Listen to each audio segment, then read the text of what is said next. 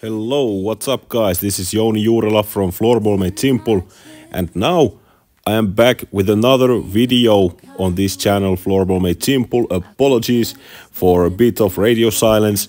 For a couple of past few weeks I've been settling in and in a new country, and I moved to Slovakia in the beginning of June, so I have been pretty busy, but now we're back with another video that focuses today on: are you optimizing results with your youth team, or are you focusing on player improvement?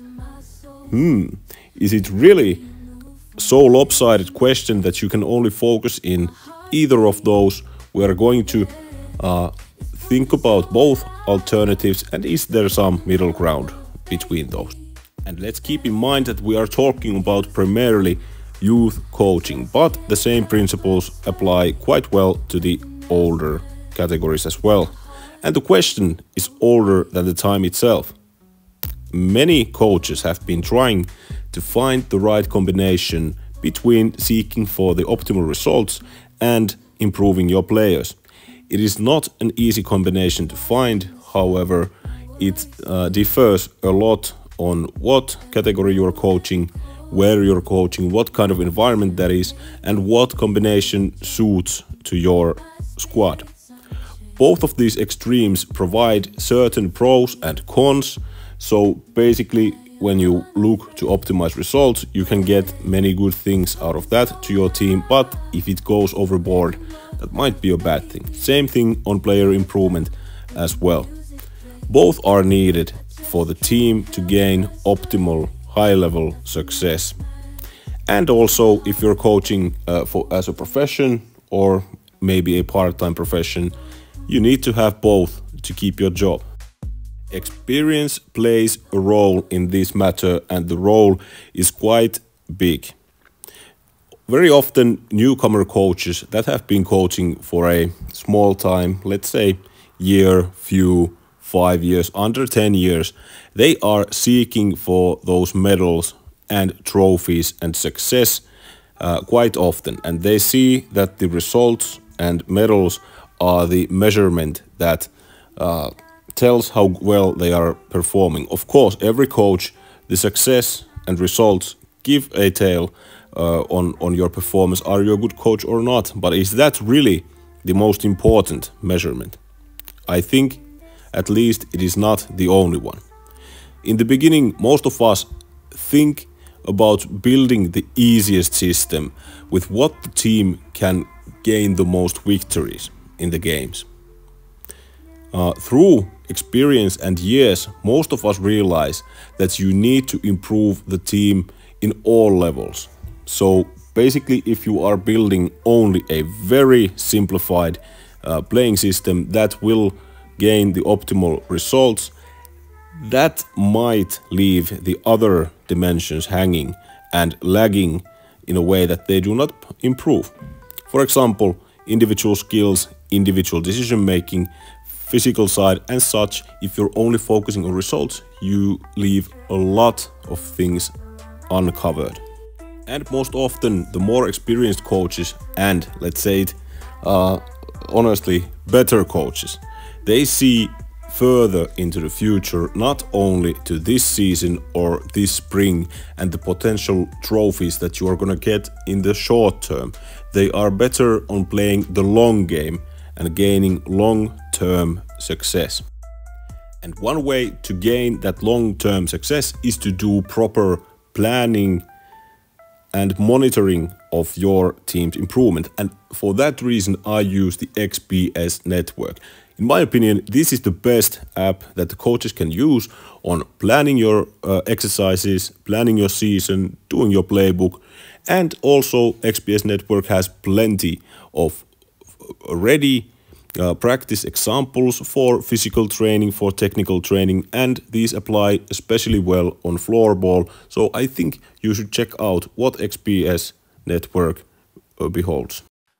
And why are the results so important in sports and especially on floorball? Hey, let's say it honestly. If you would not be a competitive spirit, you would not be watching this video right now. So we are here to compete. every one of us, we love our sport and we want to be the best on what we do, or at least be better than the opposition team in that specific match. Every single sportsman or woman wants to win more often than lose, right? Winning feels better than losing, but in the other hand, you can gain much experiences for further success by losing once in a while. Good results will bring your squad and club into the high levels. Usually when you win more matches, you can get climbing up the ladder into even better leagues, and thus you will have even better improvement stimulus for the team and players throughout those tough matches. Higher level means more harder games. Harder the game, harder the environment, harder the stimulus, or better the stimulus on improving in your sport.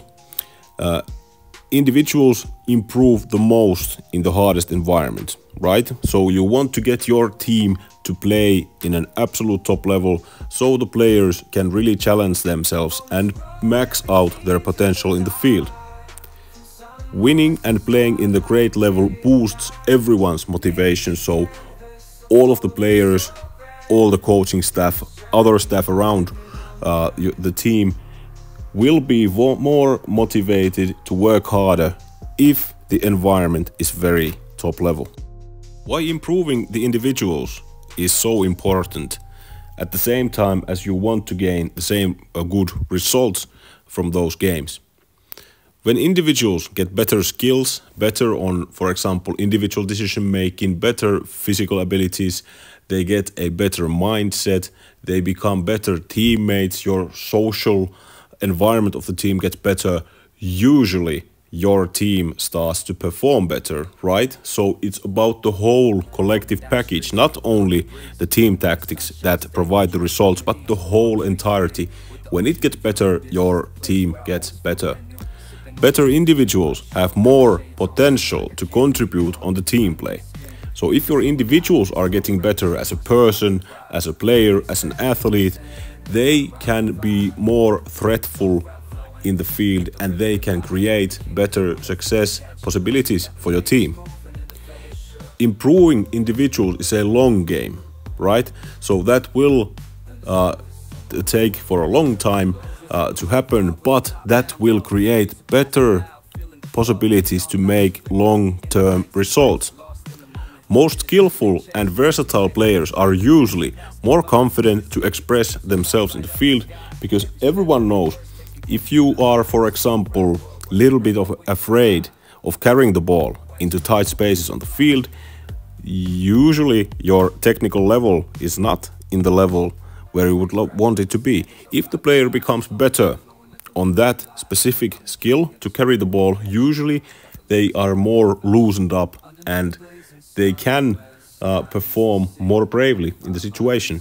And also the longevity of the club and squad is better when all the individuals improve with a very wide margin in the team, and thus you will have good results after the season, in many seasons to come, not only just tomorrow.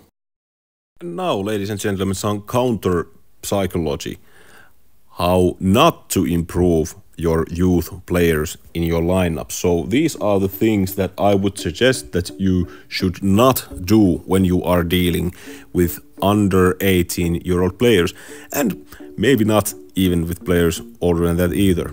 So playing with only 2 lineups throughout the matches with a very high emphasis, that's not a good thing, because then that might mean that you play throughout the whole match with only 2 lineups. 3rd lineup, 4th lineup, they can only be dreaming of ice time in the field.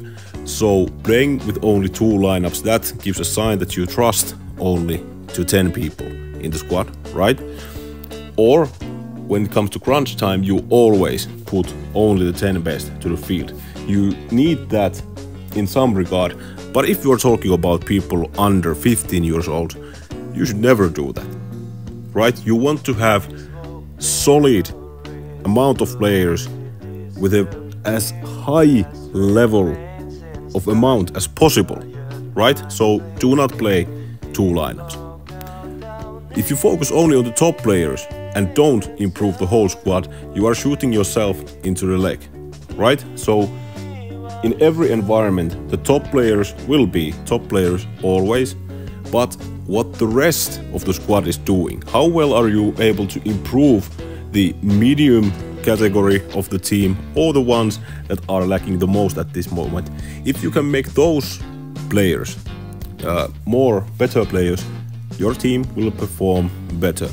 Focusing only on tactics on youth coaching, never on individual skills or what individual decisions they make on the field. If you only draw rigid tactics for young players, they can get, yes, the best solutions for those moments in this specific moment that is happening. They can solve those situations well, but they are unable to do versatile, different kind of decisions and play with different kind of tactics. Their player IQ will not be quite high if you do so. You can also use an extremely simple playing system that will max out the results in this day, but like I said, their floorball IQ or any sports IQ is quite narrow.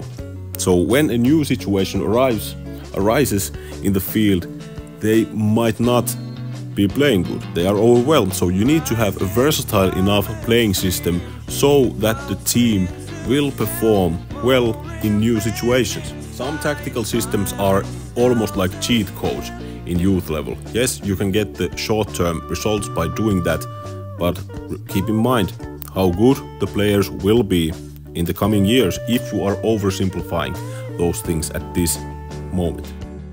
One very big and common error is to write every set play free to the players. That players are not having to think about the situations themselves, but you are playing now. Jack always passes to the right, then Bruce passes always to the deep areas and such. So don't overwrite those set plays for the kids. You need to make adjustable principles and in which the players are making their own decisions. And if the coach is too results driven, he might be or she might be complaining to the players after mistakes on the field.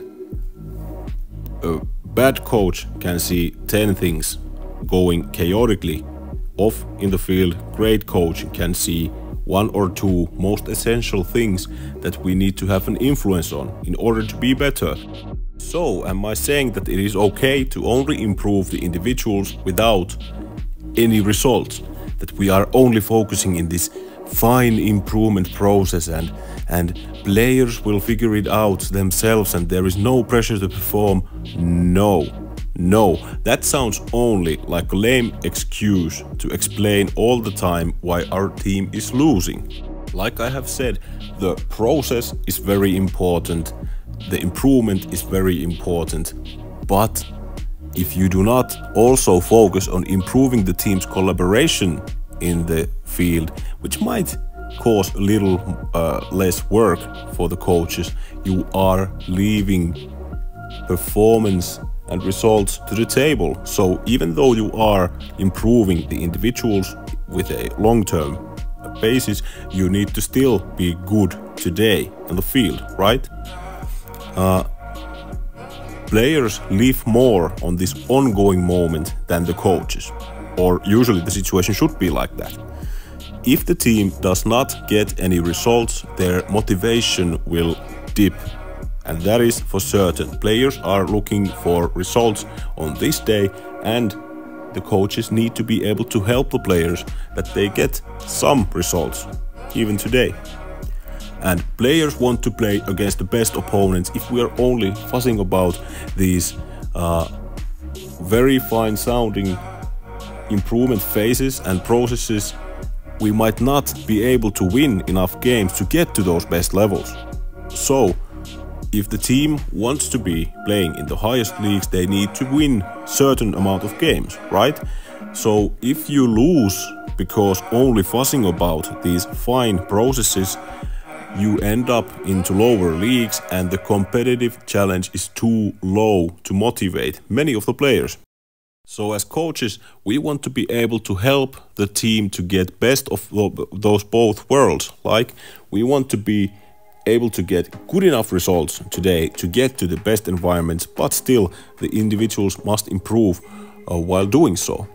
So we need to build a training environment where the individuals will improve their own role as a player, as an athlete, as a person, right? So we need to get as hard enough training and improvement environment where the players will be more likely to go to the high levels. We need to be creating a well enough working playing system that glues the team together, and thus the team will be more than the sum of its parts. We need to be constructing a versatile enough system that pushes the individuals to work harder. They need to do hard enough actions and stuff in the field, and this is how they will be improving as an individual and in the collaboration side. We need to leave enough freedom for the individuals to make their own choices in the field, not to draw every set play with a permanent marker to the whiteboard. They need to solve the situations and figure those themselves out. You need to play well enough together so that the team gets to the highest levels and the competitive environment will be high enough for the team. We need to divide the playing time evenly enough throughout the team so that we have many good players in the team as an end result in the long term, rather than just having only one or few. We need to be patient enough with the process and believe in the system that we are working on, and we need to get the players focused on the process, but we cannot be too patient with our process if we are constantly losing and the results are lacking. Having a fine Excel table or a cool looking process is not really a good reason why to lose, right? And that was our video for today, and my deepest apologies. I am a bit rusty right now because that was a little break that I had from making these videos. But I hope that some of you got some new ideas from this video, and I will try to get videos out a little more frequently from this point forward. But thank you all for watching. If you are not a subscriber, subscribe to the channel and follow us on Instagram. Have a great weekend and bye.